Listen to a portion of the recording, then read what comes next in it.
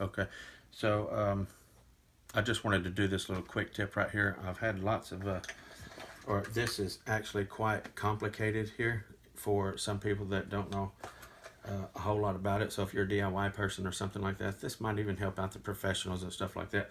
What happens is when you get to a point right here, a lot of times I will try to split my piece in a door jamb, such as having one fall right here, and then I can have another one fall this way, so it's really easy to work around the door jamb. However, sometimes you do end up with pieces like this right here to where you have to slide them in and get them in there, and that can prove kind of challenging sometimes, because it'll go and then it'll start getting tight about right there.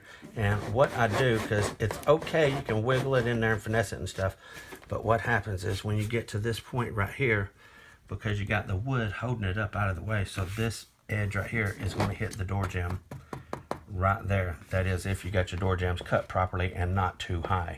So this is how I managed to get this piece underneath the door jamb without causing any damage or marking the wood or anything like that. So this is really thin. My razor blade is super thin, and what that does, that allows, it just works as like a little lever. Now watch this. See there?